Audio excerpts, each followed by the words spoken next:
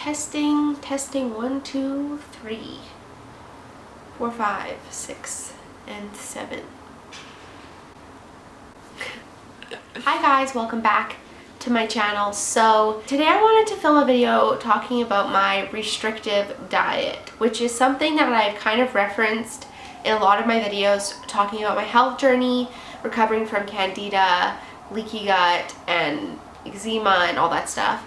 But I never have really specifically talked about my diet a whole lot. Maybe I've said here and there, these are foods that I'm not eating or something. But I did want to share with you guys today kind of what it's been like eating a very restrictive diet. I'm putting things around it because to me it's not really that restrictive anymore. I'm just totally used to it. And I also know there's people that have much more restrictive diets than myself. So I thought this would be kind of interesting to fill you all in. Before we do that though, I do have to preface the fact that I am sick right now, so my voice is high-key nasally. I'm very nasally. I'm also very tired and feeling quite lethargic, and my mind isn't totally here, but that's okay. Regardless, we're gonna do this. This is gonna be fun. If you have any more questions, things I don't answer in this video, please leave them in the comments and I will get back to you guys. This has probably been the #1 question I get asked whenever I talk about my diet, whenever I talk about healing my gut. #1 thing I get asked is, okay, well, what do you eat? You say that you don't eat a lot of things, so what do you actually eat? So I want to start off by talking about my specific carbohydrate diet that I was on for really strictly for probably 4 months, and I definitely recommend googling these things that I talk about so that you can really fill yourself in, and also correct me if I'm wrong because I don't know everything about them. But I was going off of kind of recommendations from my nutritionist, who I've talked about before. My symptoms, mostly the #1 priority for me at that time when I originally went and saw my nutritionist, was my eczema. My eczema was getting, let's just say, out of hand. It was on my hands. It's not funny, but that's my reality. I would wake up in the night itching and not be able to go back to sleep. It was getting really bad, and just to a point where I knew that something obviously wasn't working with whatever I was doing with my life. And the first thing that I thought to do was to attack it through my diet, because in the past I've been known to have a lot of food intolerances and allergies, so I thought that would be a good way to start. And honestly, if it hadn't worked, because spoiler alert, it worked, I probably would have started doing more Western medicine. With my eczema, I had been using kind of Western medicine, steroid creams, and cortisone, stuff like that for many years, but it was really just simply destroying my skin. My skin, and still probably for the rest of my life, will always be in certain areas super thin, kind of shiny, just because I've been using that so much on my for most of my life. I've been using some sort of cortisone or steroid cream. I really just realized that obviously wasn't cutting it, and really it seems to me it's becoming more normal for people to realize that these external things like acne and eczema, psoriasis, stuff like that, they're really an internal problem that's coming to the surface. Not only had I been having eczema for most of my life, but I've also had IBS-like symptoms. I also don't want to say that I've cured my eczema. I still have flare-ups like everyone else that has eczema, and I think that that's something that I'm gonna just have to deal with for the rest of my life.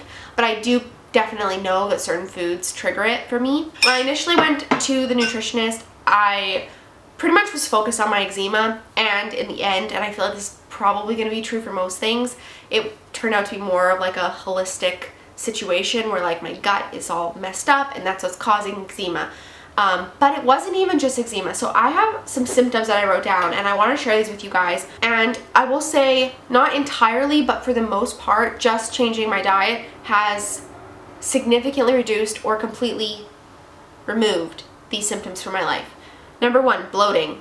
I would eat a meal and I would be 6 months pregnant all of a sudden. It was just constant bloat and very uncomfortable stomach. Now that's something I wrote, upset stomach / aches, but really it's just that feeling of uncomfortable stomach, tender stomach, you would push on it and it would just be uncomfortable. I still do get that from time to time, more with stress. Diarrhea, let's be honest. When you're pooping, this is really going to be TMI, so I hope you all are ready for this. Hope you're not snacking on anything. When you're pooping 5 times or more a day, probably not so great. And like none of them are solid. That was my life for pretty much every day in high school, and most of university. So that was fun. Frequent bathroom breaks, that's what I mean by like 5 times a day. Acne, so acne for me was pretty much solely on my forehead, which is really interesting because if you ever look at a diagram of like acne on the face, like related to parts of the body, acne on the forehead is often related to like digestive problems. So for me that makes like 100% sense. Eczema, which we talked about, a lot of people like to comment on how I say eczema. I'm sorry, that's just how I was raised to say it. Maybe it's eczema, I have no idea. I've always said eczema. Blame my mom, okay? Irritable mood and mood swings. This is another really interesting one because I don't think this is something a lot of people would like relate to their diet. I was a really irritable person, I would say, for like most of my life until I was in my like early 20s, and then I started kind of becoming more like rational. I would eat a certain food and it would cause me to be uncomfortable, and then I'd be grumpy and I'd be mean, basically. Low energy. I also wrote down fatigue, but it wasn't really like I was tired. I just felt heavy. When I would eat certain foods, I would just feel sleepy afterwards, and so that's not pleasant. And then last thing I wrote down is weight retention. I've never struggled with weight. Like I never was the type of person to like fluctuate with weight. But when I went through puberty, I started gaining weight a little bit more, like in my hips, or like I developed hips more, but pretty much I've been the same size since like high school to now, and I would say actually now I'm probably smaller than I was then. And I think for me it was like water weight slash like weight retention. Like certain foods would just like stick to certain areas of my body. Not to say that it's like a dramatic thing at all, but just for me I find that like, and I guess this is probably just related to the bloating, but I feel like clothes fit me better now than they did before. So yeah, those are sort of my symptoms, the things that I was like most concerned about. Number 1 being the eczema, 2 being like the stomach pooping situation, which was like not pleasant, and then all these other things that like were really helped by my diet change, kind of like secondary, amazing, like super awesome, that I didn't expect. So now I'm gonna actually talk about what I ate. So basically, like I mentioned in many videos, if you guys have been watching my journey for the last year, I started on something called a specific carbohydrate diet. The biggest thing about this diet is a restriction of sugar, if not like complete entire elimination of sugar, and also carbohydrates, certain carbohydrates. So meaning like potatoes, rice, pasta, any type of wheat. A lot of people who use this diet do not consume any fruit, minimal like natural sugar as well, so no maple syrup, no agave, no nothing like that. The only thing that I was allowed was honey, and that was sort of like the only sweet thing I could have. And in the beginning of this diet I was not eating a lot of fruit. My nutritionist let me have 1 serving of fruit a day. I absolutely love fruit. It is my favorite food. So that was probably the hardest part for me, but also the restriction of sugar was really hard. You don't realize until you're actually paying attention to like what is in your food, especially like prepared foods like crackers and chips and stuff, that like everything has sugar. Like go into your cupboard right now and take any box off the shelf, everything has sugar in it. And I didn't realize that until I went on this diet and started kind of paying more attention to all the ingredients. That was like the main thing for me. That also included no like modified or like hydrogenated oils, which is always something that I avoid. No meat, obviously no eggs for me, and no dairy. That was the beginning of my diet. So that was like the start, June of last year, what I was doing, super restrictive. And so a lot of people ask me when I would tell them, you know, this is what I'm eating, this is what I'm not eating, they'd be like, okay, well, what do you eat? You know, you say you don't eat this and this, so what do you eat? Oh, the other thing I should mention too is I was also really restricting the soy that I was consuming at the time. Basically, my breakfasts were chia pudding, which is like super simple, and I think I probably showed on my Instagram or something like how I was making it. And I don't eat this anymore, so, but like super simple, coconut milk, chia seeds, honey, and then like cinnamon or something like that. And that's what I would eat like every morning for breakfast. And then lunch, usually a salad. And then dinner was typically the hardest for me, but it consisted of either like another salad or like baked vegetables or lentil pasta. That was one of the biggest things that I found in the beginning, was pasta made entirely of like red lentils or green lentils. I also discovered that I had an intolerance to chickpeas at the time, and I still have a really big intolerance to chickpeas. It's the worst thing ever because I freaking love hummus. The other food that I realized over time that I have a very, very intense sensitivity to is potatoes. So just over time, kind of like trial and erroring things like as my diet went on. So that was the beginning of my diet. Very, very simple. Stick to like the same foods. I like made my own crackers out of seeds. A lot of it was more like DIY, like I had to make my own. And then if I were to find like a packaged food that I could actually eat, it was literally miracle by God. And I still am kind of in that place where like most of the things that I consume are fresh fruits and vegetables, which I still think is like the best way to eat. But I'm human. I like eating packaged foods from time to time, and it's also convenient. So, you know, finding some things that I could eat was a little more difficult, but I made it happen. So I wanted to share with you guys kind of a short little list of things that I was really eating a lot of at the beginning of my diet. So vegetables, dark leafy greens, and I mean like kale and spinach, not like romaine lettuce, not like butter lettuce. Like I wanted like the darkest. Broccoli, limiting my soy intake, which I mentioned, lots of nuts and seeds. So high fat coconut milk, full fat coconut milk, delicious. And I was very highly recommended by my nutritionist to leave almond milk in the dust and switch to coconut milk, which has been one of the best things ever to happen to me, because honestly I can't even drink almond milk anymore.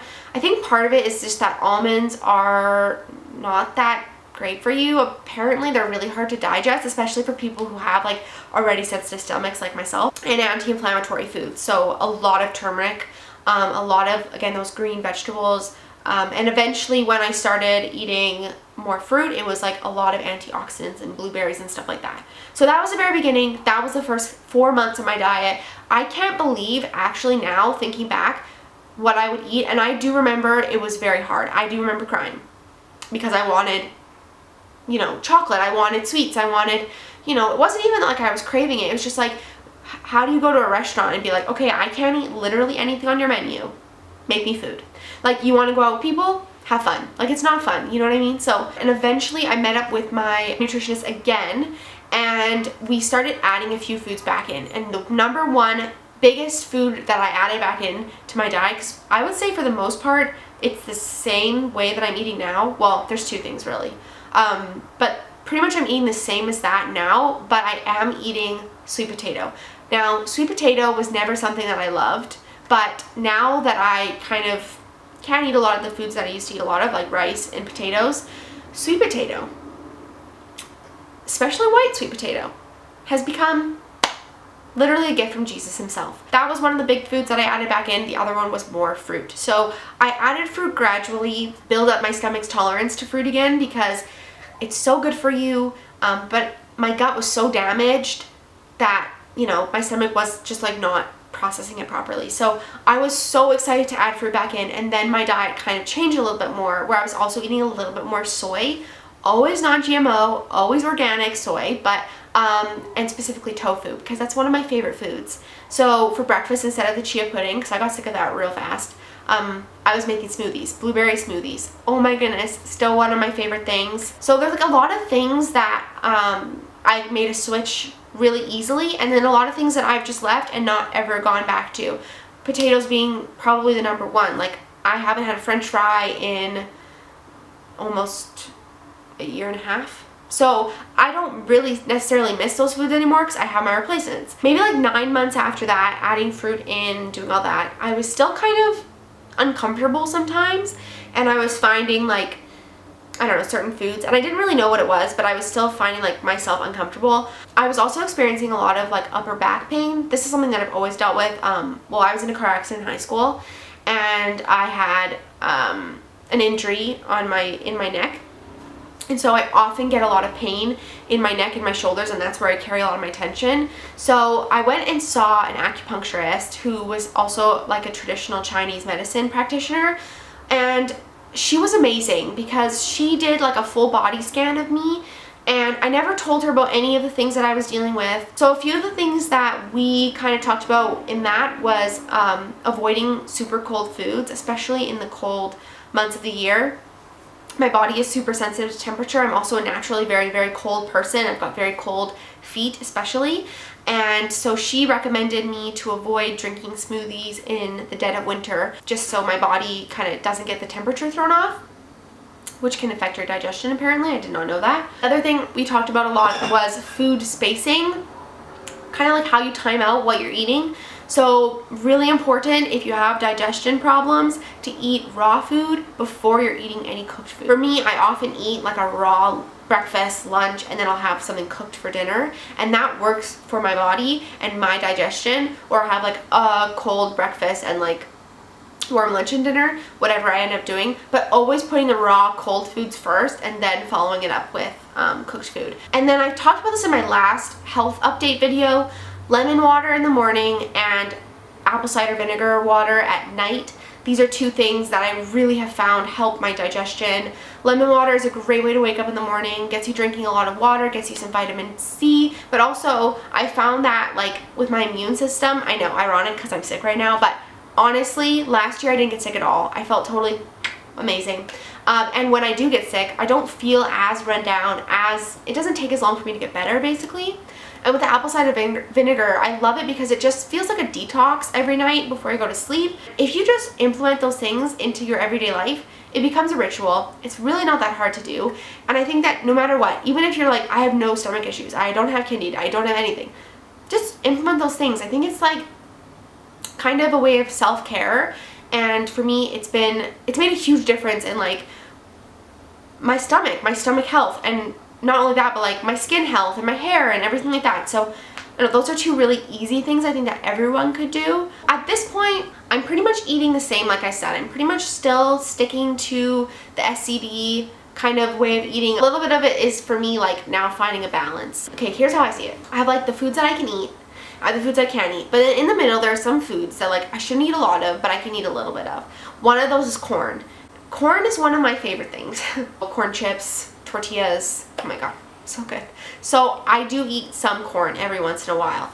I also do eat sushi every once in a while, and obviously it's still vegan. I think it was like actually over, I think it was like 9 months or something. It was a long time I didn't have sushi. I don't know how I did it, girls and boys, but it was really hard. So I do eat that every once in a while, but for the most part, like I said, I'm sticking to this way of eating and it's working for me. So that's why I wanted to share it with you guys. That's why I wanted to make this video, and I hope that I've answered most of your questions. If I haven't, like I said, please leave them down below. I'm sorry if this is super like all over the place, but I am sick and also delusional, so that's great. And like I said in the beginning of the video, this is not like foolproof, gonna cure you. I'm still in the process of like helping my body heal, but this has been the biggest transformation I've ever seen in my body, and I just want to share it with you guys because I know how frustrating all of these symptoms can be. So I really hope that these tips and this advice and this video helps you, and I'll see you all very soon.